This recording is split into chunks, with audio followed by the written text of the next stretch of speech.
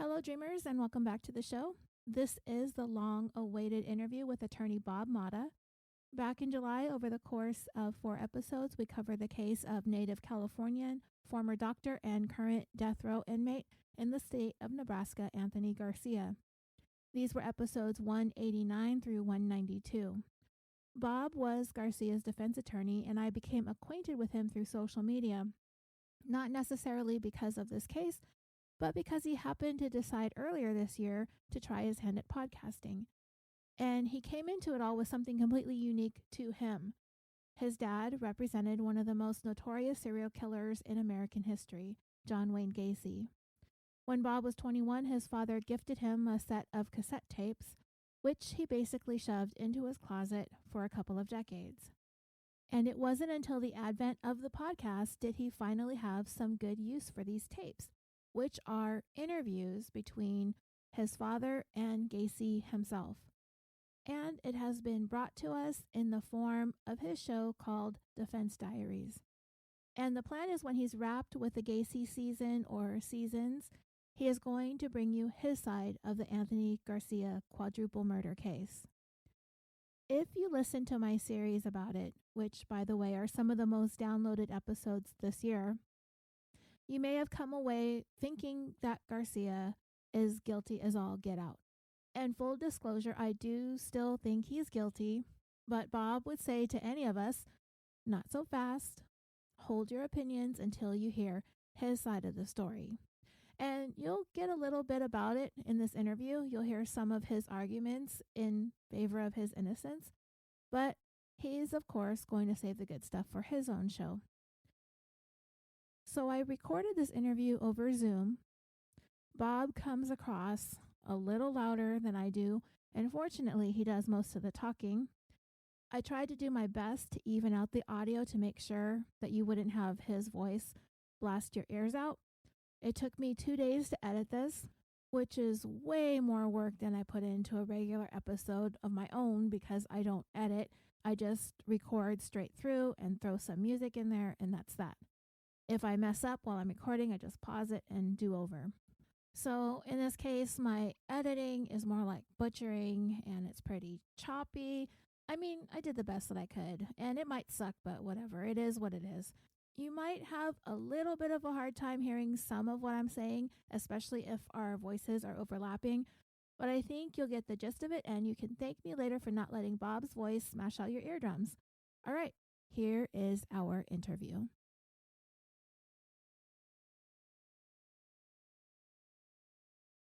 Hello, everyone. Today, I have a special guest on the show. It's been a long time since anyone has sat down to talk with us, before COVID even, so I'm really glad that he and I have connected.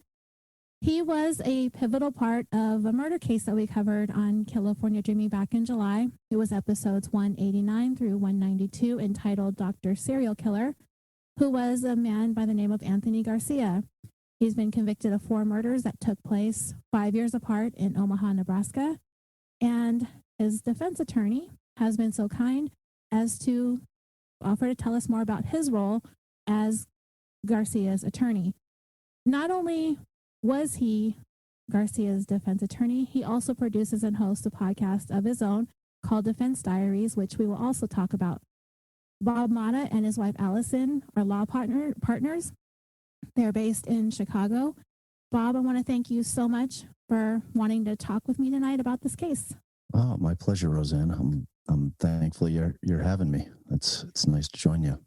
Great, thank you. And why don't you tell the listeners about yourself, who you are, a little bit of background about you and Allison and your dad as well, and his role in this case that we're going to talk about, his role in you becoming a defense attorney yourself. Cool. So a little bit about me. Married going on 15 years. I have 4 kids, ranging from 27 down to 9. So, a lot of kids. I ended up, I went to college, and before I went to law school, I was a social worker for 5 years, and which was very fulfilling work in terms of helping people, but because it's a woman-dominated field and because women get screwed all the time, of course, it was grossly underpaid and undervalued in society, despite the fact that it's an incredibly important function, I believe. So I kind of knew I was going to go to law school, but I wasn't feeling it right out of college. I wanted to work. And, so I did that for, like I said, 4 to 5 years and decided that, that was the time. So I applied, took the LSAT and decided to go to law school. My father was happy because he is an attorney as well. But he had never really kind of pushed me to do it. Not like on its face. It was there was always like the underlying, kind of like I felt like expectation that I would go. So I fought it for as long as I could, and then ultimately I ended up there. And so, yeah, I went to a school in Chicago called Chicago Kent, pretty highly regarded in our area, not very well known probably nationally, but it's, I'd say behind University of Chicago and Northwestern. There's a little dispute with Loyola, but I feel like we're probably, it was like probably the third best law school in the state. So I went there, graduated in 2001 and hung a shingle. I met my wife, Allison, there in law school. We were friends for probably the first couple of years. And, it's one of those things in law school where they, when you go in, you really do kind of hunker down with, your fellow classmates, because it really is kind of a war in terms of like kind of a war of attrition in terms of people dropping out. And it's a lot of work. It's a lot of reading. It's a lot of pressure. You're spending a ton of money to go to law school. So it's like, you feel that, and I was a little bit older going in. Like, I think I was 27 when I started, so I was like looking to be, about 30 when I finished. So, most kids get out of college and go straight to law school. So they're getting out of law school and they're 25, So for me, it's kind of a different track, like there was some thoughts on whether or not I was going to go to night school and continue to work during the day. And ultimately I just decided to pull the trigger and go like full time during the day, just to kind of get it done with, So we met, she convinced me, and she's from Philadelphia, but she happened to be, her family was living in the Chicagoland area while she was in law school. So that was how we had ended up meeting. And she had landed on going to Kent because her family was from Philadelphia. They were a East Coast family. So like during law school, I think in our last year, her family ended up relocating back home. And, like that last summer, she went out and studied for the bar exam and took the Pennsylvania bar. And we were kind of like in the middle of the relationship, So it was like right at that point, we were kind of like, what are we going to do? Are we staying together? Are we not? Whatever. I took the Illinois bar, both passed our bars. And then like right after we passed the bar, she like calls me up and she's like, well, my dad's going to give us seed money if you want to come out here and start a firm. I'm like, I just took the bar. It's like, I don't want to study for the bar again. It's like, but she convinced me to do it. I flew out there and I had never even been to Philly, but coming out of the divorce of my first wife, because I had married my college sweetheart, didn't have kids with her. And I was getting a lot of shit from my family about, me kind of ending that relationship. So it was kind of like a thing where I didn't mind getting out of Dodge. So she convinced me to move out there. I went out there, took the bar, didn't feel the pressure, because I had passed the Illinois bar. So it was like a completely different thing, like when I was taking the Illinois bar, I'm like, oh my God, if I don't pass, it's like going to be a nightmare, so it's like you feel different pressure. So I was like, well, if I don't pass it, I'll just go back to Illinois. So ended up passing. We opened up a shop, hung a shingle out there, practiced out there for about 4 years. I hated it. I'm a Midwest. Why?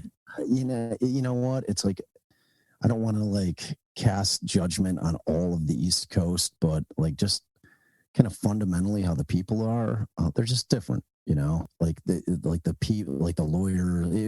I come from a Midwest, upbringing, and we're just kind of like fundamentally nicer people. Like it just, like we say hi to each other, and like in New York and Philly, it wasn't like that, That brotherly love. Yeah, not so much. Like our first partner ended up coming on a Saturday, and he stole all of our files. So we had like 160 accident files that we had worked, because when we went into practice, we're like, we need like a mentor, like we want an older attorney, because we don't know what the hell we're doing, because law school is not that it does, like, the practicality of practicing law is not taught. It's like black letter law, and this is what you need to know to pass the bar. That is the goal of law school. So like, they don't teach you how to practice law. That's why it's so scary. Like, just going into your own, practice, coming right out of law school, having no idea procedurally how to do anything. It's like, it was overwhelming. So, we decided to try to coax an older attorney to come in with us and kind of mentor us. And this guy was like an ambulance chaser, and I was looking for like a litigator. I wanted somebody like my dad, who had been a trial lawyer, because Alice and I both knew we wanted to be trial lawyers. And yeah, this guy just came in. Allison and this guy did not get along. Like I was like in the middle office, and the two of them were like, had me like sandwiched, and they would just scream at each other like all day, every day. It's like they were like oil and water, they just did not mix. And I guess he couldn't take it, came in, like I said, he stole all the files. He left us like 5. And then while we didn't know that was going on, he called all the clients. So it became like an attorney selection thing, where he got to, basically say, oh, do you want to go with the 2 kids who don't know what they're doing, or do you want to hire the guy who's been doing it for 40 years? So when we sued him to try to get our business back, the court's like, it was it was an attorney selection issue at that point. He made the call, they made their choice. It's like, I can't do anything about it. So he basically like destroyed the business. So I'm like, all right, I'm going back to Illinois. I talked her into coming back, and then we started our firm out here. That kind of led up to, the case that you talked about. We were probably in practice for, let's see, that was 2016. So, we were probably in practice for 10 years. For those of you who are not familiar with me or my podcast, my father, back in 1978, was one of John Wayne Gacy's trial attorneys, him and Sam Amoranti. That was kind of a whirlwind case. At the time, it was certainly the biggest case of its type. And certainly on that, like a national level, like Dean Corll, that case had happened in Houston, and he was shot and killed in 72. So, they kind of overlapped in the sense that like Gacy kind of started. No, I think Corll was killed in 73. So then Gacy like purportedly started killing in 72. So there was like a year overlap before like Dean Corll was killed by one of his accomplices who shot him. Fast forward to 78, I'm visiting my father because my parents were split. The case breaks in Chicago, hits the news, and immediately, in going back to the Dean Corll thing, I had never heard of the guy until I started this podcast, which is so bizarre to me. I know so much about so many serial killers, and I literally had never heard of that guy. And it's so ironic because there's so many similarities between kind of his MO and like how Gacy did it. So they had both a podcast and a streaming docuseries called The Clown and the Candyman, which in that particular documentary, they're trying to show the potential connections between that. Maybe these two like knew of each other and were in kind of like a network of serial killers together. I don't think so. I think that, with the lack of communication, because everything was just different in 78, it's not like you were hopping on the dark web and having some kind of, secret conversations with each other. It's like, it's just like the communication wasn't back then anything even remotely close to what it is now, so it would have been like telephone calls, like how you find in Dean Corll, it just, I think it's a non-starter. So, 78, kind of fast forward to that again. Again, my parents are split. I'm in town for Christmas break. Gacy gets arrested on December 21st. Right. I'm visiting my dad. We're sitting in his living room in his little apartment with me, him, and my uncle.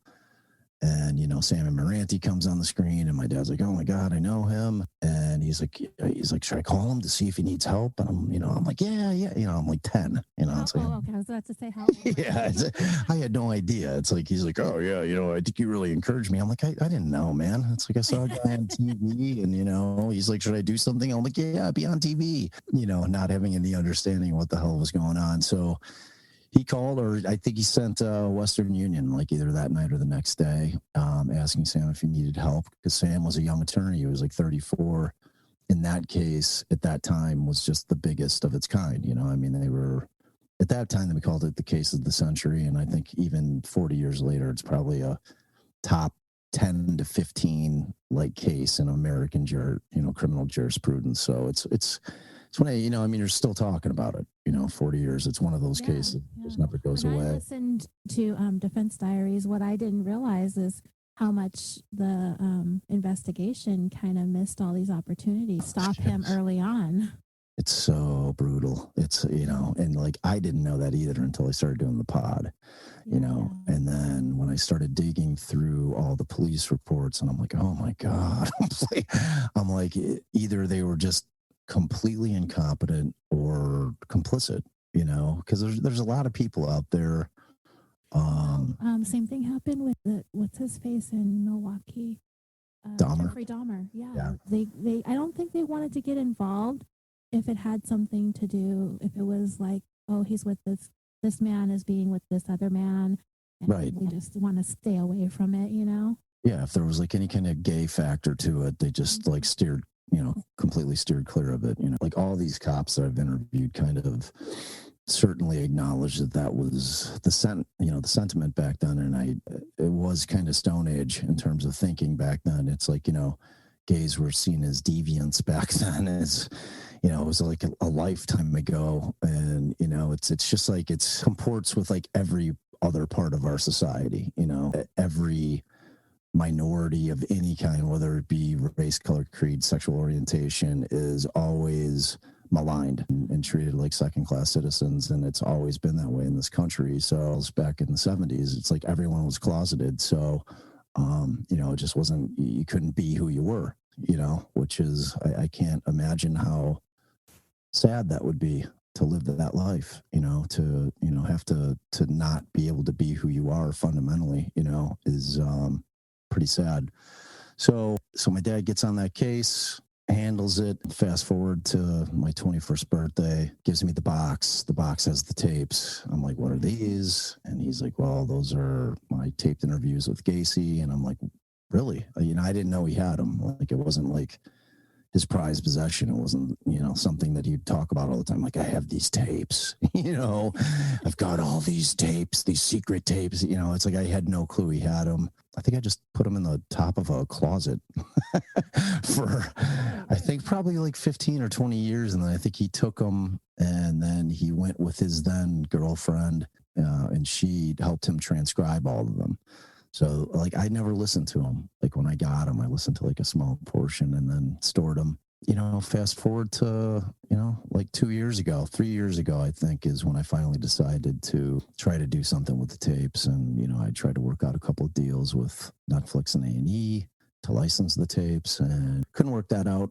And I had been kind of contemplating doing a podcast because, like most of us, I listened to Serial, and I realized that it was kind of like my jam. I loved it right away.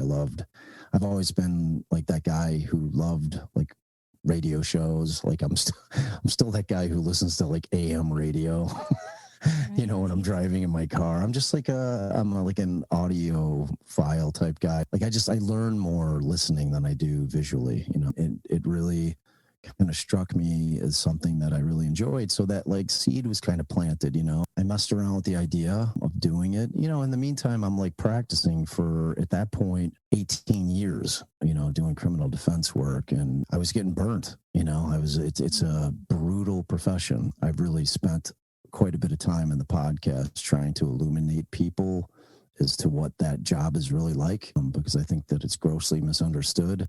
It's an incredibly important function, constitutionally speaking, for like everyday people, that they don't realize that what function criminal defense attorneys actually, present in terms of kind of how society operates on a day-to-day basis. It's like, they're like, oh, I gotta, it's like that whole technicality thing, like, is probably my biggest pet peeve, when I hear people say, oh, he got off on a technicality. I'm like, no. Got off because the cops violated the Constitution. That's why I got off. So if you want to blame somebody, blame the cops for not following the rules. I mean, that's if criminal defense attorneys don't exist, and this is simply as I can put it, the cops can do whatever the fuck they want to do. It's that simple, because there's no one there to monitor what they're doing. There's no recourse to them planting evidence, to them coercing confessions, to them beating people until they confess, to them making warrantless searches of your house, of your person, of your automobile. I mean, if defense attorneys aren't there to file motions and say, okay, I understand this guy is alleged to have committed a crime, but here's the problem. The cops did this, and this in violation of his constitutional rights to get him under arrest, So it's like, if that doesn't exist, we're then in a totalitarian kicking the door in, searching your house whenever the fuck they want to type state. So that's really kind of the function of defense attorneys. It's like people just really don't get that. They, watch what they see on Law and Order, which is like the fakest shit I've ever seen. I can't even watch it. It's like, it's so funny. My wife loves it. She loves all that, all those crime shows. I'm like, what? I'm like, how are you watching this shit? It's like completely fake. Like no part of what they're showing on those shows is like anything like what the practice of law is like, nothing goes to trial in 2 weeks. Nothing's clean like that. You can't scream and yell in court like that. You can't like just say whatever the fuck you, it's like everything about it's just not genuine. So but the stories that they're using come from real life stories at times. Yeah, like Law and Order did one on Garcia. Like it was like before the Brumback killings and like after the Hunters. It was like when the Hunter killings took place, there was an episode on it. And I think there was a Dateline as well when it was cold, So yeah, that was kind of it. I'm out in Philly. I moved back. Allison ends up moving back here. We get married. We start our practice here. We're 10 years in, and then I get a call at like 2:30 in the morning, and like I never checked because like at that point we were doing like a VOP, like where our voicemail, it was over internet. So I would get an email, like if we got a call and the call wasn't answered, an email would come in. And like, for whatever reason, I went into our like computer room, which I never did ever. Like in the 10 years that we lived in that house prior to, like on no other day had I ever gone to that computer. And like, it just so happened that I just had missed a call like 5 minutes earlier, it was from Anthony Garcia's brother. So who was living out in California. I call him back and Fernando answers and I'm like, hey man, and I knew it was 2:00 my time. And I think Allison and I had like a huge argument like that night. So she was like up in bed, like pissed at me. And I was like, I'm sure I'd something up and did something wrong. So she was super pissed at me. And so I call him back, realizing it's probably midnight. And he sounded like he wanted to talk to an attorney no matter what time they called back. You know what I mean? So it wasn't like he was going through like the yellow pages, sort of. Yeah, I mean, I think he found us on area attorneys. Yeah, I mean, I think I think he found us online. I never asked him. It's funny. People always ask me, I'm like, how they find you? And I'm like, I'm assuming online. It had to have been, Yeah, I was like, under the impression he was kind of just making cold calls and seeing. No, I think he said, like, he told me, like, we were the first ones who called, that he had called. That's why, because like in a case like that, that's why I wanted to call right away. Like when you get, so I call him and he's like, so what's going on? And he's like, well, my brother just got picked up in Jackson County, which is in southern Illinois, about 5 hours from where I live. And he's like, it sounds like they got, they pulled him over for DUI. And I'm like, oh, dude. Yeah. I'm like, nah. I'm like, you're going to want to find an attorney down in Jackson County. I don't drive 5 hours for a DUI. It's just like, he's like, well, it sounds like they pulled him over for DUI, but they're talking something about murder. And I'm like, oh, okay. I'm like, so like, what do you know? And he's like, I don't know much. It's like my brother just called, just informed me they've been arrested. He's not sure why. He said that they said something about murder. Because remember, I mean, he's getting picked up at that point out of state, out of the jurisdiction where. So basically what happened is a joint venture with Illinois State Police, the feds. I think there were a couple of Omaha cops. It was a concerted effort, and they were fully planning on arresting him. Like, they were tailing him for a couple of days. Right when they No, he was not. No, he was actually on his way down to Louisiana to go to New Orleans. Yeah, so he was on his way to do. Oh, relax. We'll get to that. So he gets picked up, and so they take him down there. So Fernando's like, look, would you be willing to drive down there? So I went up, woke Allison up. I'm like, I think we just picked up a murder case. And she's like, what? And I'm like, yeah. I'm like, so let's get ready. Let's find somebody to watch the kids, and we're going to drive down there. I told her it's like 5 hours. She's like, okay. That was one way, a good way to end the whatever argument it was, like that. We didn't even discuss it anymore. That took a back seat. So, yeah, right. So we jump in the car. At this point that this was out of Omaha, or you were thinking? No, we had zero clue, and we didn't know that there was allegations of 4 people being slain. So, like, we just thought it was a single case. You know what I mean? It's like we had zero information. We had as little information as Anthony gave Fernando. So, which wasn't much. He's like on a jail phone calling his brother. His brother's trying to find a lawyer. You know what I mean? So it was super limited information. So it's not till we get down there and they hand us indictments. And at first, and then they take them back. They let us like peruse them, but like didn't hand the paper indictments to us on like what he's being charged with. So and at that point they're asking, are you agreeing to extradition? We're like, well, we don't even know what the fuck he's been charged with here, man. Can we see what you're charging him with, and can we talk to him before we're not making any decisions until we know what's going on? So we learned in pretty short order that DUI was definitely the reason they pulled him over on its face, but certainly not what he was arrested for. So it turns out that at that point he was alleged to have killed 4 people over a 5-year period. And Allison and I were like, holy shit. At that point, it was weird because, like, technically we entered our appearance, and that's something that, like, the people might not understand in terms of, like, kind of how the practice of law works is, like, in a criminal case, like, you've got to enter your appearance before, which means you're of record in the case. And it's like, you can't just, like, it's not, I enter my appearance, I don't want to do it anymore, I'm going to get it. No, it doesn't work like that. You enter your appearance, you're pretty much stuck in the case. And so for us, like, getting down there, we hadn't spoken to the family other than to Fernando.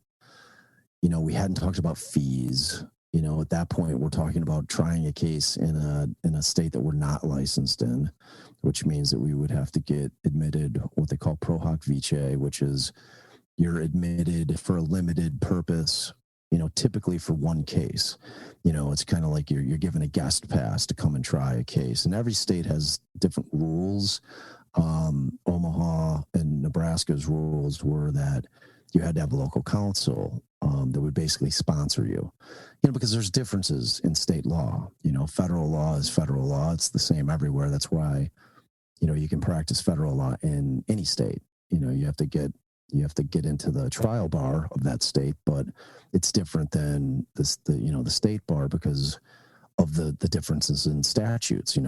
It's different in every state. Every state has many, many different statutes, and even statutes that for crimes that sound like they're the same on its face, they're all worded differently. Everything's a little bit different in every state. So, there were a lot of things going on in our minds, like in terms of, man, this is a lot. Like, do we want to sign up for this? And, we hadn't talked about money. I knew from my father handling the Gacy case how a case of this magnitude would be in terms of really taking over the practice. There is no handling a case like this and then handling all your other shit. Like, everything else dries up on the vine. You're not getting any new business in while you're on this case. You don't know how long it's going to last. Like, I mean, it lasted for years. It was like it was a soul-sucking, business-killing type case where, you're there and you're like, man, I kind of knew it going in, but I didn't really know the extent of it until it really took place, and like, I think our first call was probably to my dad, and I'm like, hey man, I think we got this case. And I think I asked him right away, like if he wanted to try it with us. Like some people take exception to this, but it's just how my dad always put it. He's like, he'd always said that, if we ever got a juicy murder, so people are like, what, juicy murder? What is he? Some kind of fucking scene? We get it. That you, yeah, right. Our true crime people get it, So he's like, if you ever get a juicy murder case, I'll try it with you. And my father and I, at that point, I'd been in practice for 14, 15 years, and we had never tried a case together. So that was going to be our first, and turns out to be only case that we ever tried together. So he jumped on board, and, which was huge for us because he had handled, obviously, Gacy, which was obviously very high profile. And that, in terms of Omaha, Nebraska, was like the biggest case in the history of that state. It was like unbelievable, and they hated us. God, they hated us so much. So, oh my God. And, but it was one of those things where, and I'm sure we'll talk about it, but, it was a death penalty case. And when you have a case like that and the state is trying to put somebody to death, any defense attorney that's worth a shit is going to make the state prove their fucking case before they kill somebody. This can't be like that. Omaha and Douglas County was hoping they were going to get a local dude, and they were just, they were going to push this case right through. Instead they got like a battle to the fucking death for 3 years. We fought it hard because, they're trying to take somebody's life. So if they're going to prove your case, you're going to prove it. We're all going to be sure when we walk away that, you proved your case. And unfortunately in that case, and I know you and I will have this discussion as well later, just not so sure, and it's like, I'm going to wait. I'm going to quit talking. I'm going to let you start asking me some questions, because otherwise I'll just ramble on forever. It's okay. You've answered a lot of my very first introductory questions, so I'm going to skip ahead here. When you first met Garcia, what were your impressions of him in the beginning? What did you think about him? Your assessment of him when you first started to get to know him? So, the first time we met him down in Jackson County, he was just like, I don't know why I've been arrested. He's like, I was asking the cops, is like, was this, for my credit card, something going on with that, kind of playing that thing. And, we're like, all right, well, so we discussed the extradition issue, and he's like, I'm like, look, ultimately they're going to end up getting it. Like, we can waste a bunch of time down here. You can sit in this shitty jail in Jackson County, or we could just agree to the extradition and waive it and allow them to transport you back to Omaha to get this thing started. So we advised him exactly what he'd been charged with. And at that point in time, like down in Jackson County, he's acting shocked. So then, we get back. Did you believe him? I don't want this to sound like callous, but like any criminal defense attorney that, like, it's not like movies and TV. Like, you don't ask, like, the first thing my father taught me about being a criminal defense attorney is you don't ask your client whether or not they did it. It's not like in movies and TV. I'm your lawyer, you have to tell me the truth. No, you don't fucking do that ever, because of two reasons. One, if they did do it and you come up with an alternate defense, you can't put that client on the stand to testify. You can't suborn perjury. If I come up with an alternate theory of defense and they've already confessed to me, that's done. Like, you have no opportunity to put that guy in the stand other than to confess. So that's the first reason. But the second more important reason, or equally important reason, is my morality as a human being. I don't need to know that. And it sounds weird, but like, in terms of what we do as criminal defense attorneys, I don't want my conscience blocking what I'm supposed to be doing for my job. You know what I mean? And that's like, because people are always like, how do you fucking sleep? How do you look at yourself? Well, it's easy, because like, I do that. I do what any good criminal defense attorney does. I put a wall up and I focus on the Constitution. and I focus on, did the cops do their job right? And I focus on the evidence, and I focus on, this is what they're saying they think he did, and do they have the evidence to prove that? That's what I focus on, you know. So in terms of whether or not, like, you know, I think Allison and I both thought he was an unusual guy when we first met him. You know, like, he definitely, you know, I mean, he was a strange guy, but, you know, I mean, then again, I've never met a like a forensic pathologist or anybody who was interested in getting in that wasn't a little weird. It's okay, like, well, let me ask you this. Yeah. The book that I read, it touched on some mental health issues that Garcia had struggled with during his residency. He had sought some medical treatment, some treatment from mental health professionals. He might have gotten on some medication. You didn't bring it up at trial because that wasn't the way his defense was going to go. He was going to say that he didn't do it. But, right. I mean, if you and Allison at home just talking amongst yourselves, I mean, did you ever turn and be like, okay, look, this guy, it kind of sounds like he did it, kind of sounds like he's a little bit crazy. Maybe we can do this, you know, insanity defense, perhaps? Did it ever cross your mind? Yeah, I mean, sure. Anytime you're evaluating a case, you've got to look at that, you know. But he denied it, you know, so always. So that was not an option for us. Because remember, like with the insanity defense, and like I make this abundantly clear to people, I really kind of spell it out in our podcast on the Gacy side of it, that, you know, they went with the insanity defense there, which by operation of law, once you do that, you know, because it's not like you can just surprise the state with that and like, surprise, we're doing the, you know, no, it doesn't work like that. You have to give them tons of notice. You know, you got to file with the clerk of court that your intent is to pursue the insanity defense, so that the state has an opportunity to get their doctors to, you know, examine the same guy as your doctors are examining, and, you know, so that they can rebut whatever testimony you're going to have your experts getting on there saying. So, you know, from that sense, like, that wasn't really an option for us, because Garcia was always denied it. Always. He never, ever said that he did it. You know, he always denied it. So, you know, like, we knew kind of right then and there it was going to have to be actual innocence was going to be our defense, you know, that he didn't do it. So from kind of that perspective, we knew immediately kind of the path we were going to be on. You know, he kind of made that clear to us.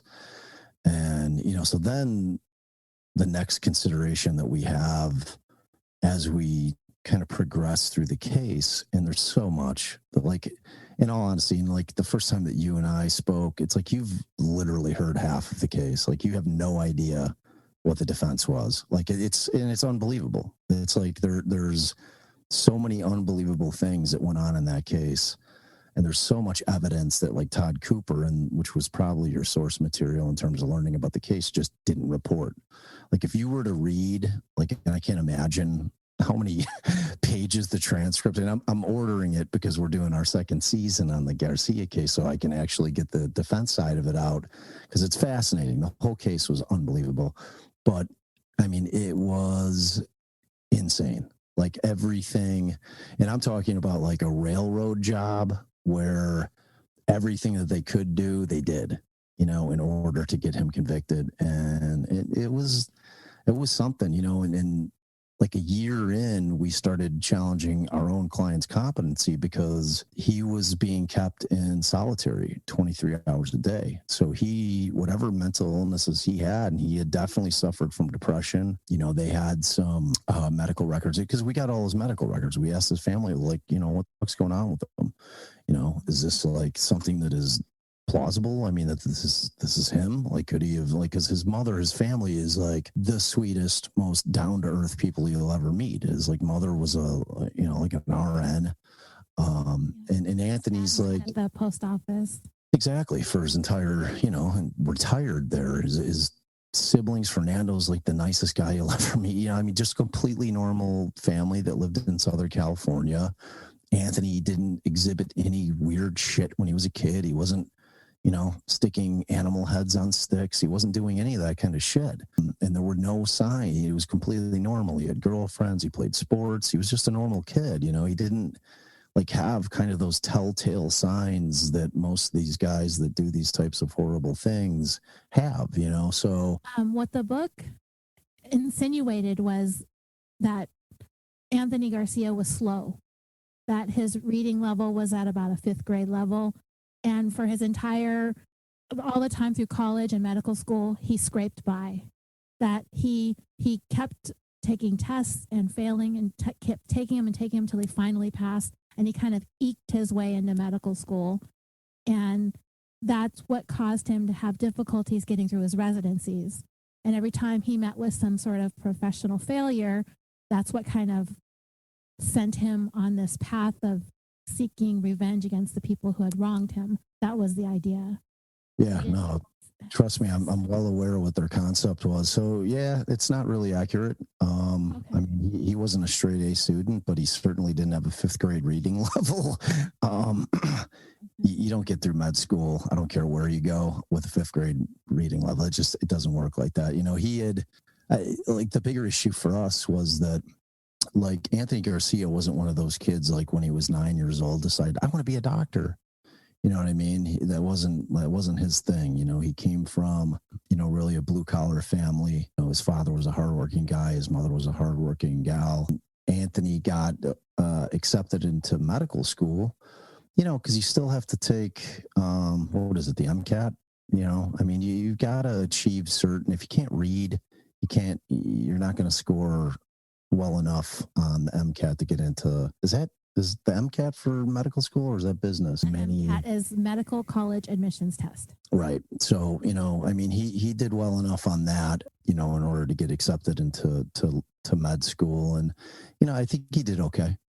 I think he did well enough to get residencies. I mean, if you're a total turd in med school, you're not going to even get a residency, so he did okay. Certainly wasn't a straight A student. But kind of my bigger point was, like, before he had taken the MCAT, I think he had taken the LSAT. Like, he didn't know what he wanted to do. You know what I mean? This wasn't a guy like that. It flies in the face of the state's theory. Like, this wasn't some guy whose lifelong dream was to be a doctor, and that, whose entire lifelong dream was foiled by, him getting terminated in his residency at Creighton. This was a guy who basically did not do well on the LSAT, didn't get accepted into law schools because he didn't do well enough on the LSAT, and then kind of as a fallback took the MCAT. And so when he did that and he did well enough on that to get accepted, goes to med school, graduates, and then, his first residency was actually not Creighton. There was a school that he had gone to, or he was trying to get into. Like that didn't go well. So, like, Creighton was like the first one that he ended up like going and starting the residency. And the like first one was in New York. Correct. Yeah. So he ends up in Creighton, and the things that, like, and I've obviously read every single thing that they had in terms of all of his records, and like it wasn't a student thing that was his issue. It was he had an inability to work well with others is really more what his issue was. And he there was some sloppiness. His biggest problem is he just didn't really give a fuck. That's kind of what I'm trying to drive home about him. Like, he wasn't that guy. Like, most people that go to medical school have that huge ego that are, like, oh, I'm a doctor. It's like you always hear about that, God complex that doctors have. That wasn't really him. It's like his parents were like beaming with pride because he was basically the first kid out of all their kids to, get an advanced degree. So they were so thrilled, so proud of him. So he had that kind of aspect to it going on, but he just didn't love the concept of being a doctor. Like, he didn't necessarily, like, he wasn't driven per se to be a forensic pathologist. Like, that wasn't. I think that's what was going on in New York. He was with the family practice first, and right. It wasn't going well for him. And I think that's why he decided to switch to pathology, because he really didn't have to deal with. He was living people. He's going to be right. Right. He didn't have to have like bedside manner per se. So he gets there and he did okay. Like, I've got all his, like, I still have his entire file. So I've read all of his evaluations, and, he was like average.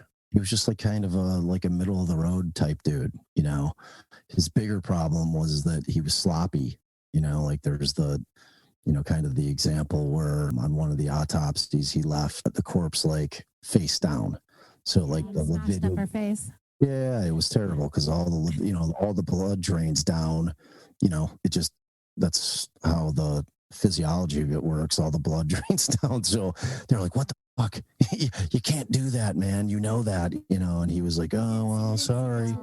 He didn't take the criticism all that well either. No, and yeah, like I think he had beef with, really, Boutro was the main one that he had beef with, and that seemed to be like a limited circumstance. It wasn't like an ongoing feud that went on for like years.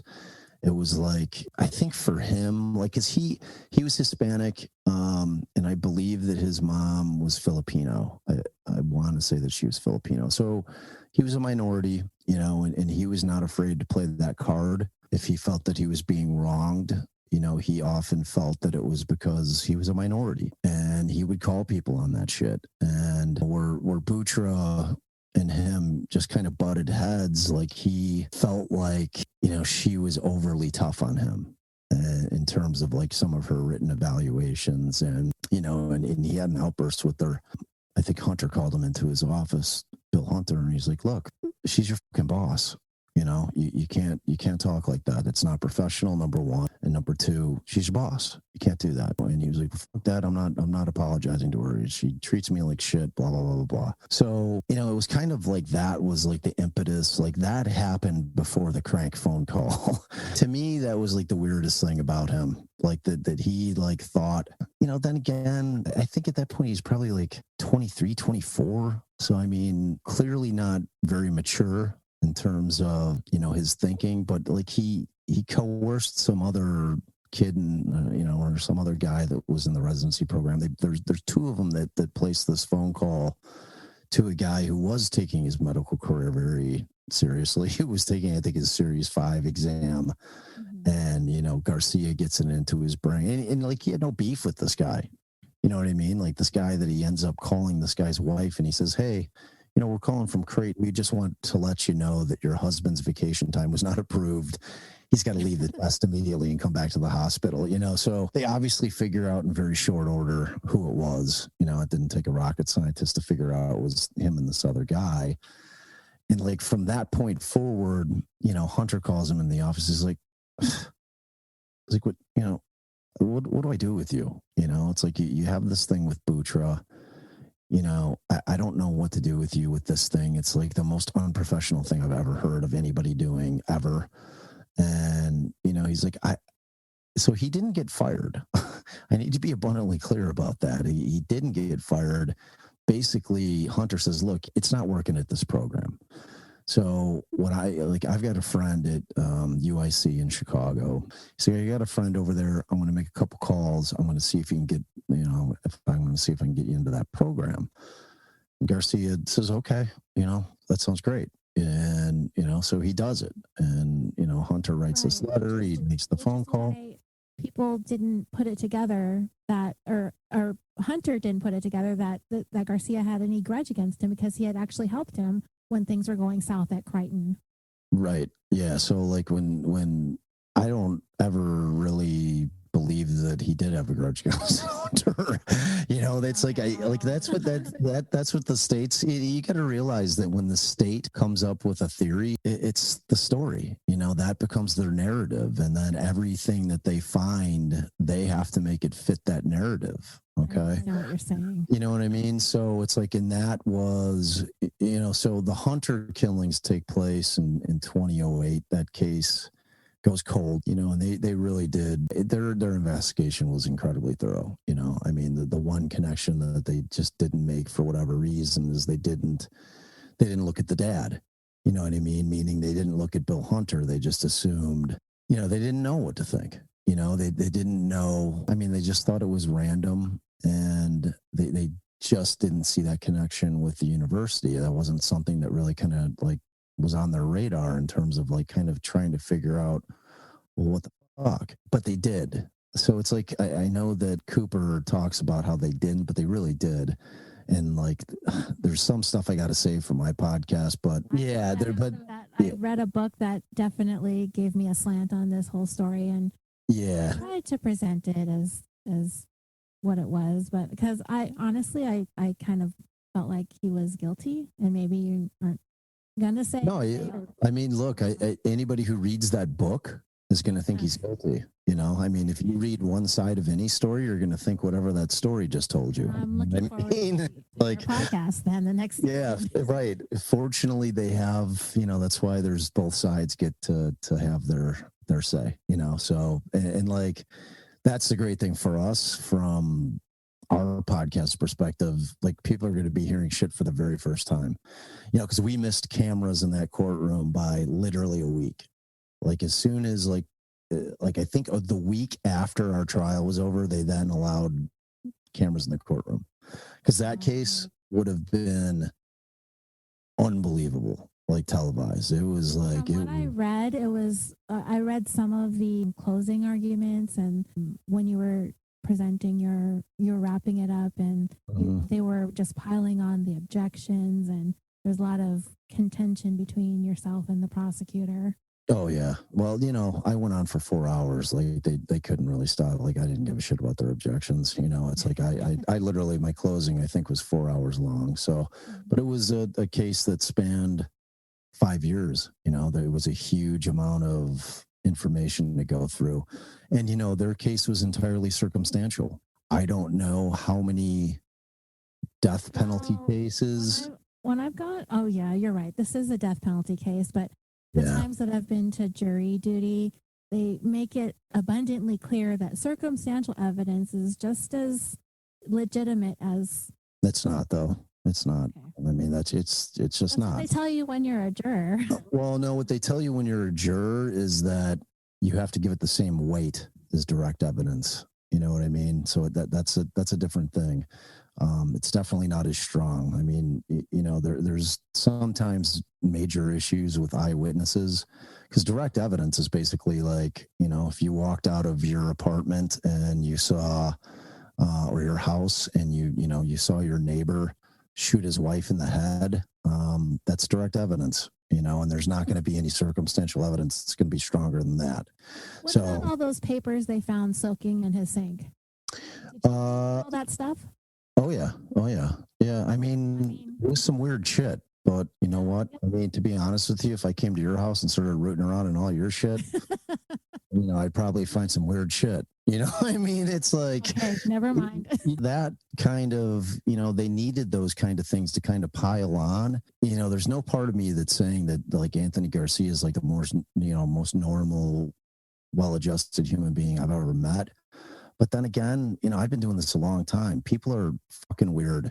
You know, I mean, that's just like all of us are a little weird in our own separate ways. We really are. And just think about if people like dug into your life in the way that they dug into, and they're parsing everything because again, they're trying to fit pieces of a puzzle into a narrative that they have to have in order to, you know, get the conviction. So that bag of weirdness that they found was perfect, you know, for them to show, well, look at these crazy ramblings. You know, they were trying to make it like a manifesto, but it was not that.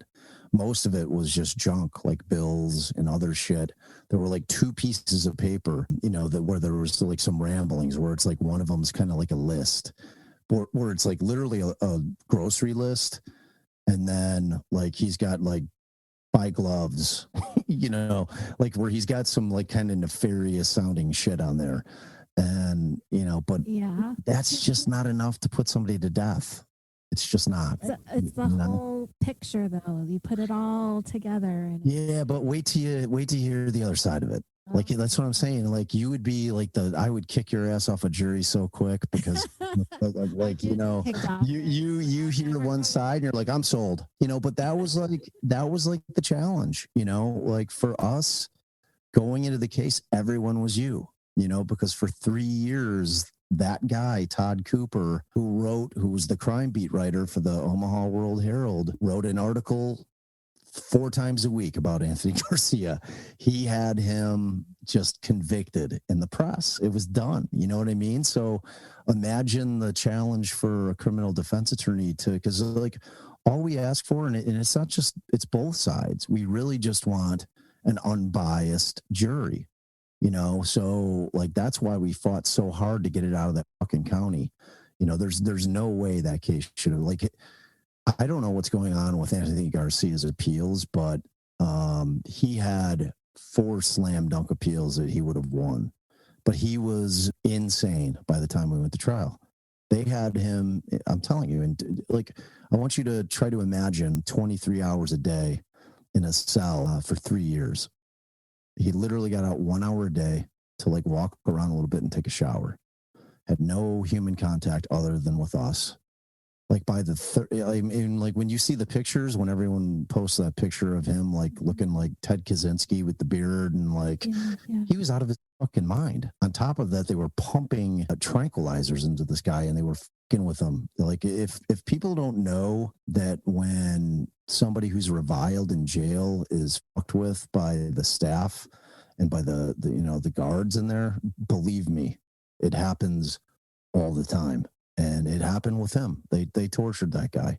We challenged our own client's competency 3 times. He couldn't assist us. Like towards the end, he could not help us. Like it should never have gone to trial.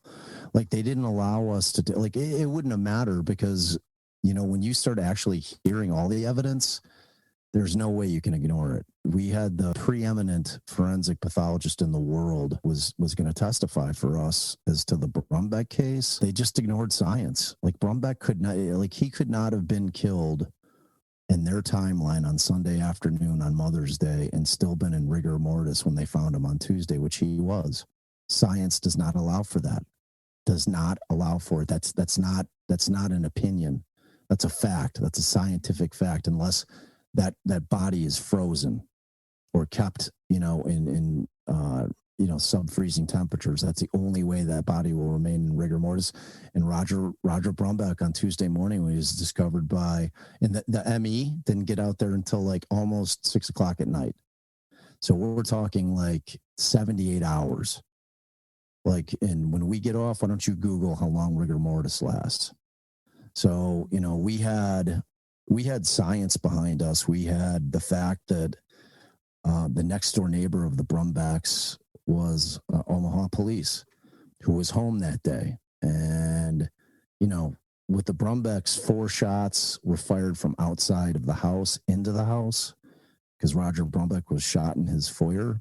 The offender was standing outside shooting in on Mother's Day of probably the first nice day of the spring. Most people are probably outside barbecuing at 4 o'clock in the afternoon on Mother's Day. No one heard a gunshot.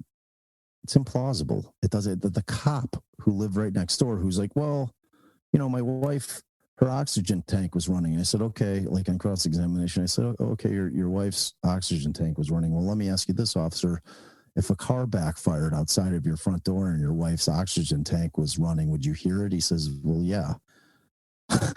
You know, so in a 9mm gunshot's going to be as loud, if not louder, than a backfire vehicle, and 4 of them. And he heard nothing. No one heard anything. No one. So no one saw anything. And we're talking like, this is like, and I walked that neighborhood 50 times, you know, like I stood like halfway down the block and I had my private investigator standing on Roger Brumbeck's porch because that street was like a T. You know, there was a street that ran down the middle with houses on both sides. And at the end of the street, you know, you had a row of houses up, you know, kind of at the end, at the top of the T. And Rogers was dead in the middle, the Brumbeck house.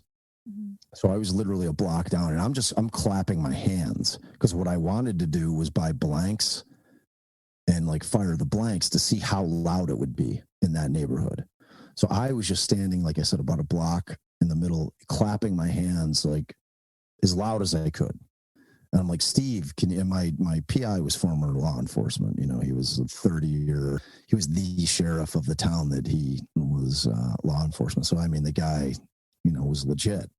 I'm like, can you hear it? He's like, of course I can hear it.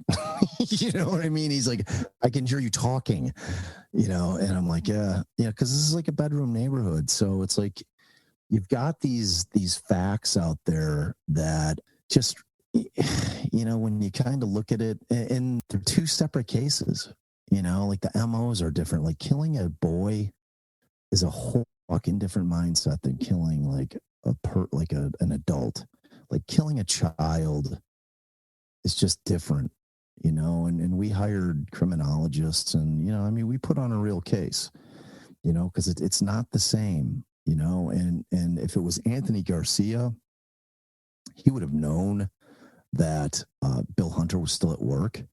You know what I mean? It's like he would have known that he was at work because he went to school there, and that happened to be the day where everybody finds out what residency program they got selected to. So that was like that particular day that homicide took place. Was it, and if that's Anthony Garcia, he would have known that, and he would have known that there's no way that Hunter's going to be home at 3:30 in the afternoon, which means that he had to go there. Number one, it means that he knew that he had a kid and that he was going there with that in mind, that his theory of revenge was going to be to do the worst thing that he could possibly do to anybody, which is kill his child. Right. So that's just a completely different MO, than speaking of your private eye, can we talk about Cecilia Hoffman next? Totally. Okay. So there was some pretty flimsy circumstantial evidence in the 2008 murders, which is the one you're talking about with the Hunter's son, right? Tom being killed, and the housekeeper. Right. The prosecution produced this so-called bombshell witness in Cecilia. Garcia frequented these gentlemen's clubs, and she was an exotic dancer there who was apparently one of his favorites, and she testified that he admitted to killing a young boy and an old woman. In court, you wanted to discredit her, but the book insinuated that you sent your private investigator over to her home to try to somehow possibly intimidate her into not testifying. I found that kind of hard to believe. Yeah, well, I don't think that's not how it happened. That's what the book had said, yeah. And I just didn't think that was something that you would do. No, but what was that all about? Like, so yeah, we end up getting that, and they found her later. So, kind of the interesting thing about the Garcia case is that they were continuing, like, in retrospect, which I wish, I could look into the future. I would have done a speedy trial demand on him because they had no fucking evidence against him other than him being present in the state on the date of the Brumbeck killings. That was it. They had no DNA evidence, and we're talking about stabbing murders, which is almost impossible to not leave DNA. Like, Mary Brumbeck had 29 defensive wounds in her hands alone. She fought for her life, which means that her arms are flailing. She's screaming fucking bloody murder. Like, this isn't like a movie. This is like real life. Like, a knife fight in real life is horrific as you can get. Most of the time, in my experience, the assailant usually, when he's either trying to hold an arm and he's trying to stab, he's going to clip himself. It's just one of those things that happens because, you're trying to thrash a blade. And imagine a woman fighting for her life. Like, this wasn't some placid woman who had been bound. You know what I mean? This is a woman who was fighting. Well, she was in her 60s. It doesn't matter. Are you kidding me? Like, I'm 51. I would put up one hell of a fight. It's like your adrenaline's going, 29 wounds on your hand tells you all you need to know. This wasn't a woman who just like kind of said, okay, she was fighting. She was trying to block his knife, his parries with the knife with her hands, and was to the tune of 29 times. She was fighting. But the reality of that is like, you just have to try to think logically about it. The odds of the perpetrator not clipping himself, like one of his hands or his wrist or anything with like that kind of movement is like slim. To leave no DNA whatsoever, no DNA, not at either scene, was something that was really, really tough to stomach from the defense side of it. It was like, because you think about the Hunter one, they see somebody, like there were 4 or 5 witnesses that saw somebody unusual walking in the neighborhood, but none of them said that he was covered head to toe. Like, how do you not leave any kind of DNA? You know, how are you not covered in blood when you're slitting people's jugulars? You know what I mean? Because like the blood spatter is like enormous amounts of blood are lost when you're talking about that kind of a wound. You know, there's blood everywhere, you know? So it's like, there were just so many things that just didn't add up from that end of it. But so let me jump back to Cecilia Hoffman, because like that's what I say. I start getting into rabbit holes in this case because it was so consuming for us. So what happens with Cecilia is that as the investigation goes on while he's in custody, like they came up with huge amounts of evidence after he had been arrested, which I discuss in my podcast. That's not unusual. The cops always continue investigating after arrest because it's a lower threshold to get somebody on arrest. It's probable cause, you know, in order to convict them, you need to prove it beyond a reasonable doubt. So they're always going to try to gather more and more evidence, you know, which they did. So they end up going to these strip clubs. There were 2 or 3 strip clubs in Indiana that he frequented like all the time. He's a single guy, you know, he had some money. So he went there all the time. It was like he was like when he walked into the strip club, it was like, you know, the cheesy strip club like DJ guy would be like, Dr. Tony's in, you know, I mean, like literally, like I'm not exaggerating. It was like, Dr. Tony's in the house. You know, they'd stop me, you know, and so and the girls, they're trying to make a living, you know what I mean? So and they knew that he's a mark, you know, in terms of that's kind of how that trade works in terms of, you know, the girls know when they get a guy that like likes them who is a frequent customer, you know, the girls kind of say, that's my guy. You know what I mean? Like he's my customer.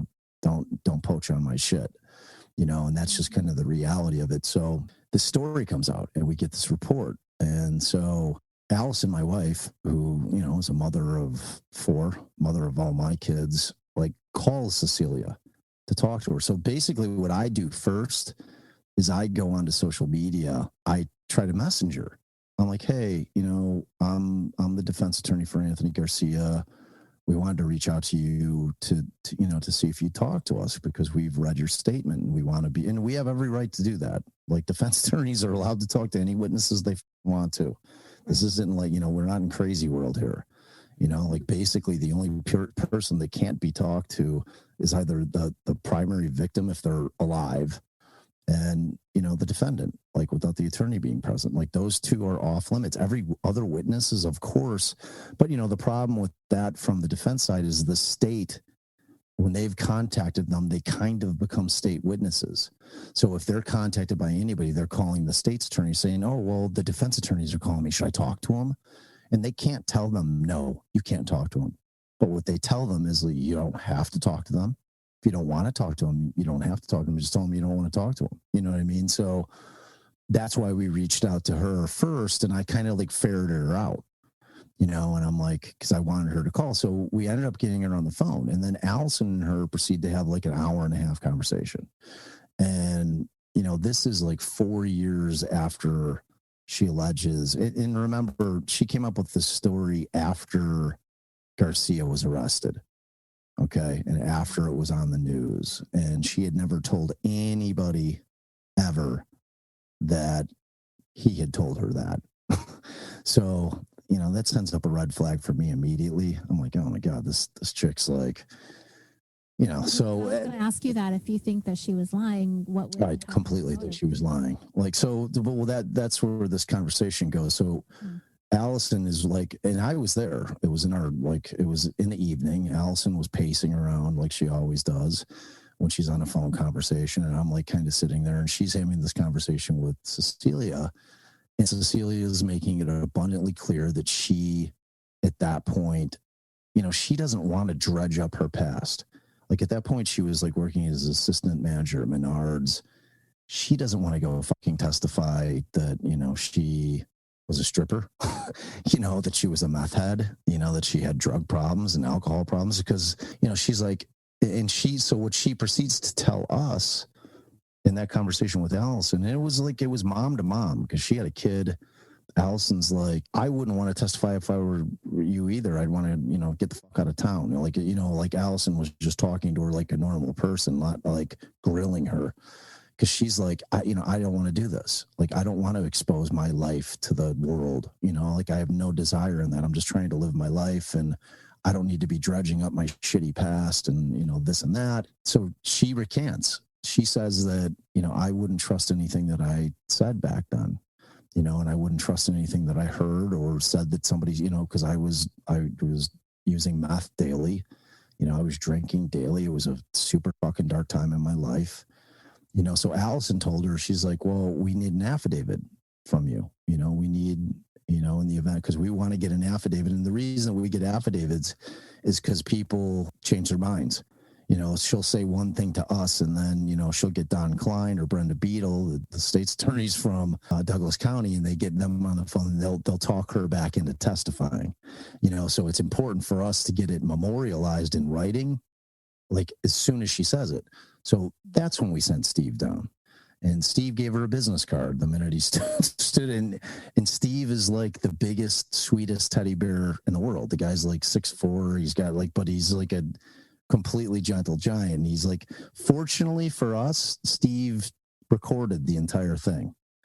So, because they just made up all kinds of bullshit. Like, they like the thing that you said, that Allison was trying to intimidate a witness, and that we sent Steve down there to intimidate her. So like Steve could not have been more polite, more professional, more cordial with her. And it wasn't until like she just assumed, like Steve handed her his business card when he walked in the door. She just assumed that he was a cop because he looks like a cop. So then they sat at their kitchen table, and like halfway through, she finally figures out, she's like, oh, do you work with the Mottas? And he's like, yes. He's like, I'm their private investigator. She's like, oh. And then so she gets weird, and then she runs out, and I think she calls Don Klein.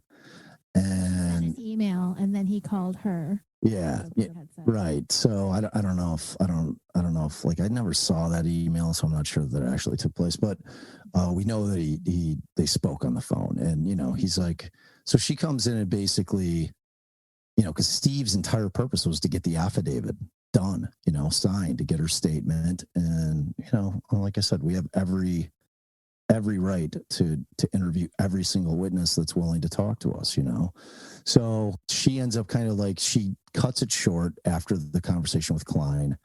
And Steve doesn't know, so Steve's like, well, she's like, I gotta go to work. And he's like, well, okay. He's like, should I, he's like, I can prepare the affidavit, and should I come meet you at Menards? She's like, yeah. So she blows him off. I think she ends up blowing him off at Menards too. And like, he calls us, he's like, what should I do? I'm like, well, good man. I mean, you're just gonna have to come back. I mean, you're not gonna stalk the chick. So he left.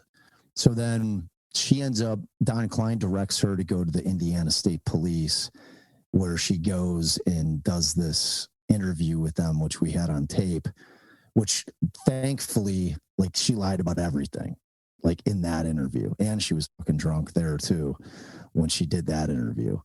And so it's like Klein then files a motion for sanctions against Allison, alleging that she had tried to intimidate the witness. And I was so beside myself. Like, I was so fucking furious with Don Klein. I'm like, like him and I were nose to nose, like on 3 or 4 occasions, because he was attacking my wife, and it's hard. It's hard for me to kind of separate when it comes to that point. I said, look, all professionalism aside, I'm like, if you keep attacking my wife, we're going to have a problem. I'm like, because my wife is like literally the most ethical attorney I know. Like, there's no part of her that would ever do anything that was untoward, ever. Like, she would never, like, she's 4'11", and yeah, she's a pit bull, but she would never ever do anything like that, like where she's trying to intimidate a witness. So he writes this motion up, and of course that motion fucking disappeared like a fart in the wind. And I was demanding that they retract it, that they withdraw the motion, that they make a statement in the press that everything that they said was a lie. Because as soon as we gave him Steve's tape, they knew. They didn't know that Steve our PI had recorded the entire interview, which was idiotic. Of course he would. I mean, we need it. Got kind of turned off at that some points in the book about it. I didn't like the way that Allison was portrayed in the book. They kind of describe how you said she matches you pound for pound when it comes to your tenacity. 100%. I felt like if not more tenacious. She's a badass. But they kind of cast her in more of a negative light, and she ultimately got removed from the case. And to me, it felt like it was because they couldn't deal with the fact that she was a strong, assertive woman. Exactly. And she got taken off the case. The reasons why they explained it in the book was that I have a feeling you're going to say that's not how it went down. She said something to the media, and they took exception to that and had her kicked off. Is that what happened? So I mean, that is what happened. But the rules of ethics, like that, those are the rules that kind of like are the guidelines for attorneys when you're practicing. So they are not like, neither side is supposed to be talking about the case to the press. All right. So we're talking about 3 years of Todd Cooper writing these articles, 3 years of Don Klein, who was the county attorney, not like a assistant. He's the guy going on fireside chats, talking about how Anthony Garcia is guilty. We are allowed by law, by the rules of ethics, there's something called a safe harbor, where we're allowed to come out and try to even the playing field a little bit, because we had already lost our motion to move it, because we had immediately, the first motion I filed was a motion to get it out of that county. He was never going to get a fair trial there. It was like the press was just all over him and convicting him in the press. It's like, it's not fair. You can't plant that seed. That would be like you reading that book and then you sitting on the jury. There would be no way I could convince you.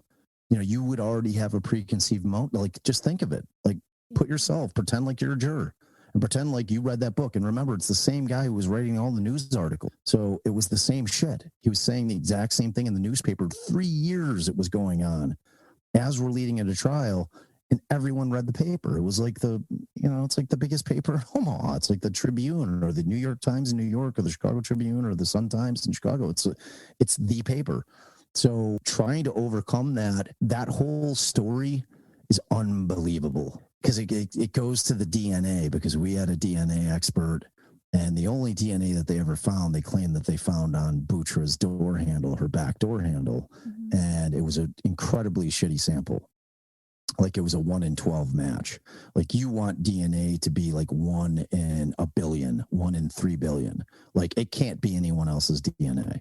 The DNA that they found on Butra's door handle was like 1 in 12, meaning that one of the 12 jurors could not be excluded. That's how weak the DNA was on Butra's door handle, that it was not a match. So our DNA expert, who was an unbelievably brilliant guy, Carl Reich, he was actually on the second season of Making of a Murderer. He was hired by Stephen Avery's appellate attorney. And I mean, the guy's unbelievable. Like, he's a genius. And he's able to break DNA down for laymen in a way that people that don't understand the science of it can understand it, And he said unequivocally that it wasn't a match. And it's all like peaks with alleles. And, it was like.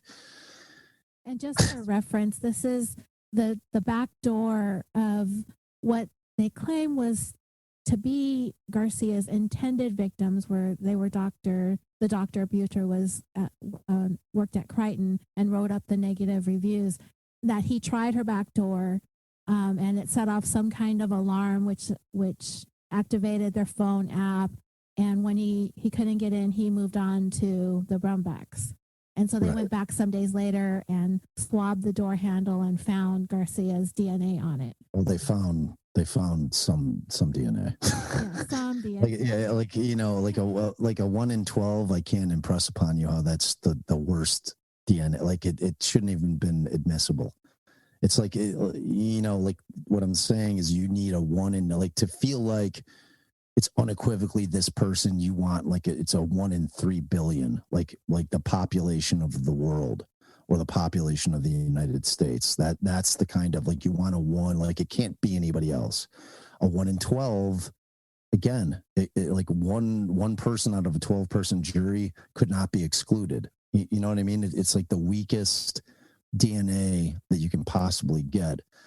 And they knew that. The state knew that. And they're like, you'll get to hear in my podcast, because I'm sure Todd didn't bring it up in his book, that they had, and they knew how weak that DNA was. So they went and found this other company with this guy who had created a new algorithm to analyze DNA. And, you know, when you're trying to introduce evidence of scientific nature, they have to be able to, there's a case that took place like in I think the mid 80s. It's called the Daubert case. And there's a Daubert test that has to be passed, because that's kind of the gateway to not allowing junk science in. And essentially what that allows both sides to do is to vet. There's a hearing that takes place before they decide whether or not the evidence is going to be admissible. And that particular, so this guy's algorithm comes back that it's like that number. It's like 1 in, 2 billion, that it's definitely Anthony Garcia. So we're like, okay, so we're going to have a Daubert hearing on it. We're going to get to, we're going to get to cross-examine this guy. We're going to find out what his algorithm is so that we can give it to our DNA expert so that he can analyze it to see if it's legitimate or if it's complete and total bullshit. And this guy refused. He's like, I can't give you the algorithm. If I do that, then my company's not worth anything. It's got no value, because then everybody will know what it is. So, like, there was no way for us to vet his information if it was legitimate. It's just a guy who's saying shit without any kind of real scientific proof that it worked, or how it worked, with our DNA expert. So Allison went to the media about? Yeah, right. Okay. Because our DNA that was found on Shirley Sherman on her bandana. Well, it was, but the point of it was that the DNA that we found on Shirley's bandana, because there was one fingerprint and there was one sample of DNA. So, man, there's just so much to this case. So 6 months, maybe 9 months prior to the Hunter murders, there was, and remember that the knives were horrifically left in the necks of both victims, right? Yeah. Completely, like, just a completely uncommon MO. Like, our criminologist was like, I've handled 50,000 murder cases, and I've never seen that before. Like, it's a distinct MO of the person who killed them. Like, that's what they do. So 9 months prior to that, there was a woman named Joy Blanchard who had been murdered in her home, and the knife had been left in her neck. And when we got our binders, there was no mention of Joy Blanchard anywhere. And we got 15 binders that were relating to the Brumback, or to the Hunter homicides. So Allison and Steve had figured out that homicide had taken place. Thank God for Google, because they found out about this thing. So we filed, motions demanding that we be able to see that file. And no one had been arrested on the Joy Blanchard killing either. That was a cold case as well. And the MO was identical to the Hunter murders. So there were two guys that they had liked for that. And so we started digging into these two guys, and one of the two guys was the ex-boyfriend of Shirley Sherman's daughter, who was in the meth trade, and he was a meth dealer, and Shirley Sherman was keeping a fucking notebook on this guy, and she wanted this guy out of her daughter's life, unequivocally. And so the DNA that they found on Shirley's bandana was stronger than the DNA that they found on Boutra's doorknob. Still not a great sample, but it was stronger than the DNA sample so what's good for the goose is good for the gander. That was our approach. If you're going to use that shitty DNA to try to implicate our guy, we've got this DNA, and our expert is saying that it's a stronger match than, the Boutra and Garcia DNA. So we think that this unequivocally shows he should be exonerated. Like, that's what she said. So like she said, I think that we fully expect the state's going to exonerate our client as to the Hunter murders, because we've got a DNA sample that's stronger than the sample that they have for Anthony Garcia on Boutra's door handle. And everyone knew about this shit. You know what I mean? This wasn't like some kind of secret. It's like Todd Cooper was writing about all this shit because we argued it in court, in motions. You know what I mean? It wasn't like it was some kind of deep, dark secret. So the day that 2 days after we filed our notice of intent to name another suspect, okay, in the Joy Blanchard, or for the Hunter killers, so, and we were implicating, it was either the Simmer kid, who was the nephew of Joy Blanchard, or the other guy who was the boyfriend of the cleaning woman's daughter. We filed notice, which you have to file in court. So we're there arguing a dog sniff motion because they were trying to use, they had brought a bloodhound to Anthony Garcia's neighborhood like 8 years after the fact. And they claimed that, and they had taken some of Thomas Hunter's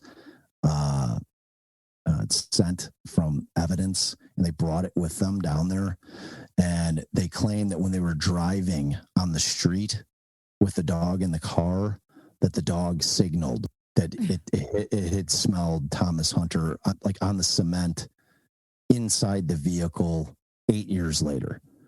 So we're in the middle of arguing this ridiculous fucking motion. Like, it was so obscene. And then it turns out that we found a 100-year-old case in Omaha that dog sniffs are not allowed into evidence ever. So the judge was super pissed at the state. He's like, you wasted all of our time. And he's like, Mr. Klein, you are the county attorney. You had to know this law existed. So like that day, like we win that motion, they exclude the dog sniff stuff. We're heading back to the airport in Omaha, and like Allison, it's me, my dad, and Allison is behind me. She's like, holy shit. She's like, they arrested him. And this is 2 days after we said that we were going to use Simmer as a potential suspect and who we think committed the Hunter murders. So they, after 8 years, while we were in arguing that motion, they arrested this Charlie Simmer for the murder of Joy Blanchard, which effectively took him out of play for us. Right. Oh, like completely. Like, so it was like like everything that they could do that was just sneaky and shitty and shady, they did. And there's just so much. It's like, it's never ending. It's like when like, I'll be curious and you know what I want to do, like after season 2 is done, when you hear all of the evidence, not just the state's evidence through the eyes of Todd Cooper, I'll be curious as to what you think. You know, anytime you're going to read one side of a story, and you know, and he was an easy target because he's weird. You know what I mean? He was like a strange guy, you know. So it was like he was just, I don't know. It was. I have read the defense attorney side of these high-profile cases. It matters. I mean, you got to hear both sides and then make your decision. I'm looking forward to it. Yeah, I made a decision. I just told the story as. Yeah, I mean, like you had the source material, that the only shit out there that exists. You know, I mean, I'm certainly not. You know, I mean, there's nothing out there from our side of it. You know what I mean? And Todd certainly, you know, wasn't giving any defense side of it. You know, because it's like I shut him down. Like, he hated us. Like we would never comment to him because I'm like, I said, you're fucking convicting my guy. I'm never going to talk to you.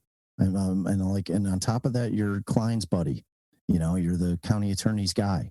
You know, he leaks shit to you and then you write it. You know, it's like, screw you. You know what I mean? There was no love lost. And you know, and I made it abundantly clear to Todd many, many times that I thought he was a scumbag. You know, I'm like, this isn't what your job is.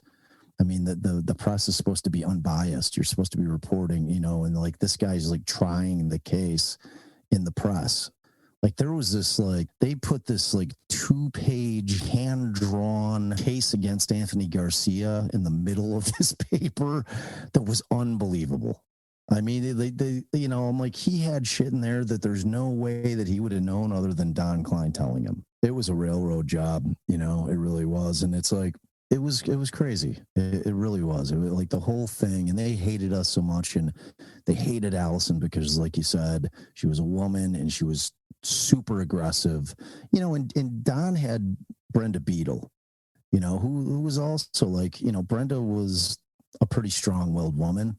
You know, she was his second chair, you know, and you know, Brenda would put up a fight, you know. So it was like, when it came to Allison, though, they just wanted her off that case. You know, like there was nothing that was done by her. Like he 100% would have won that on appeal. Like that was a total violation of our client's Sixth Amendment right to counsel, private counsel of his choice. 100%. They just removed her in the middle of a death penalty case on some bullshit.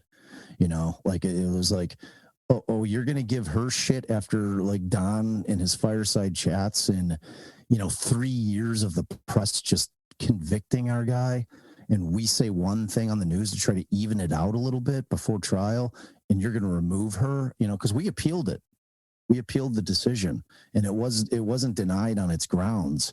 You know, they denied it on the fact that they said it wasn't timely, you know, so it never even got to the point where we could argue the merits of it, you know, that it was completely unconstitutional. So it's like in the book they kind of, believe you said that Garcia didn't want you to appeal that decision to have her removed because it was only going to cause this to drag out even longer. And from that point, he just completely shut down and stopped talking to you guys. Did. Is that true? He completely shut down. Like more than he at that point was like gone. You know what I mean? Like he was mentally at that point, because we were 2.5 years in. And again, you just have to, I want you to imagine you being stuck in a cell for 23 hours a day for two. No, I mean, seriously, like anybody, like just common sense dictates you're going to lose your mind, which he did, you know, like because we challenged, I'm telling you, we challenged our own client's competency because he could not assist us in his own defense 3 times, you know, and like the last time, like there was no way that he should have been sitting in that room in front of that jury, and they wouldn't let us explain his behavior to the jury. You know, it's like I'm sitting there, they're ignoring science. They're ignoring facts because they're looking at this guy who's like sleeping through his death penalty case. You know, it wouldn't have mattered what I said. There was no getting an acquittal on that because of his appearance, how he appeared. He appeared like he didn't give a fuck, you know, when in reality he was out of his fucking mind and completely drugged. Like they drugged it. Like they were giving him so much. Like Darren told me a story that there was a nurse, like we have to find her, by the way, you know, that was the nurse that was administering the tranquilizers to our client, which is illegal. You can't do that, you know. So he was like, I mean, imagine sitting on a jury, you know, where this poor 10-year-old boy's murdered, and you've got some crazy looking fucking weirdo sitting in the courtroom sleeping. Like, imagine if you're a juror, you know, try to come over to, like, try to figure any way that you can overcome that. Like in reality, you can't. It's like it wouldn't have mattered. Like the trial was a farce. It's like I fought so hard only to never have a chance because of how our client appeared. And I couldn't sit there and argue to the jury that my client's been in solitary for 3 years, like awaiting trial. And so yeah, it was a tough case. It really was, you know. But the thing that I regret the most is it appears that, you know, they just completely ignore his mental state, and it sounds like he didn't have, like, his appeals weren't filed. Like this guy's appeal, like he had 4 slam dunk, there would have been a retrial issues. Like there's not a doubt in my mind. Like it would have gone to the Supreme Court. Like there's no one in Nebraska, like he wouldn't have won at the appellate level or the Supreme Court of Nebraska level. But at the federal level, the Supreme Court of the United States, if they would have taken it, they would have remanded it back for trial. There's no doubt. Like, because that issue of removing Allison, yeah, there was just so many things that were done that were just not allowed. It was like getting good old Boyd like I've never seen before, you know. And they hated us, and they really hated Allison. Like Allison's motion work in that case was epic. Like, I mean, she papered them to death with motions, you know. I mean, we filed everything. Is she gonna be on the podcast? Oh yeah. Okay. Hell yeah, big time. Finally going to get her say, and you know, no one's going to be able to stop her from being able to say her piece. So yeah, she's 100% going to be on the podcast. A lot. I mean, shit, she was my trial partner. definitely. I'm looking forward to it, and I'm glad that I had a chance to sit down and talk to you about this case because I know I was biased going in, but you've definitely opened my eyes to a lot of different things here, and I can't wait to hear your podcast on this case. And I'm sure my listeners will want to hear it too, because I know that we all probably just thought that he was guilty, and maybe he is, maybe he isn't. I don't know, but you definitely put up a good fight. It'll certainly give you guys something to think about. You know what I mean? That's all I can ask, okay. I can say I had 4 pages of questions, and I think you, in all of your talking, answered almost all of them. So finished. Why don't you tell us where we can find you, your website, your social medias, your Twitter, and all that stuff, and cool. And we can wrap it up. So again, the name of the pod is Defense Diaries. We're on all the platforms, Apple, Spotify, everything. Our website is www.defensediaries.com. Our Facebook and Instagram handle are @Defense Diaries. Our Twitter handle is @Defense_Diaries, I believe. I think it's underscore. Somebody had actually taken Defense Diaries. Oh, wow. Yeah. Well, I think it'll show up. It will definitely. And then, we're messing I'm kind of an old man to be messing with TikTok, but I'm trying. So that's @Defense Diaries Podcast. We're also going to be starting a YouTube channel, but it's not quite there yet. We've got some kind of cool things we're going to do with that that I think people will think is pretty interesting. But that's later down the road. So yeah, we're available again on every platform, and people seem to like the pod. I'm trying to bring a lot of my listeners, when I brought up that when we were doing the 4 episodes on Anthony Garcia, and I was like, oh, he has this podcast. They're like, oh yeah, we already listened to that.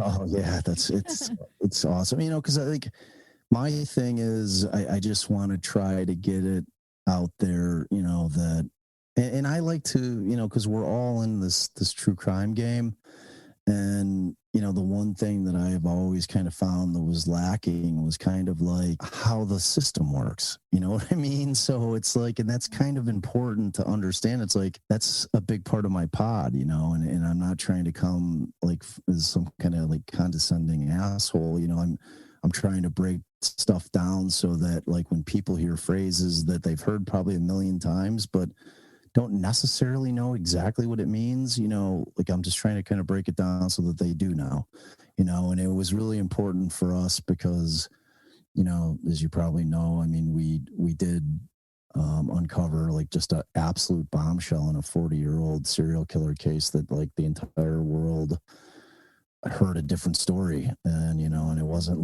and it's not a theory, this isn't a theory. These are we had cops disclosing this secret that had been hidden for 40 years to us, and it just blew our minds, and it's a big deal, and it's Gacy's dead and gone. There's no bringing him back. That's not the point. The point is that they basically were able to get one of the most notorious serial killers in the face of the earth and the history of the United States off the streets by planting evidence, and that's how they got him, unequivocally. So, and we were doing that on the run, you know what I mean? It wasn't we figured this out 2 years ago and had, all this time to try to figure out how to disclose it. It was holy shit, what do we do with this? You know what I mean? How do we, because we are adamantly not being sympathetic to Gacy. It's we can't stand Gacy. I'm not a Gacy fan. This is not a Gacy fan club podcast. Right. It's quite the opposite. And that's one of the things that sets you apart is that this isn't just a retelling of what happened.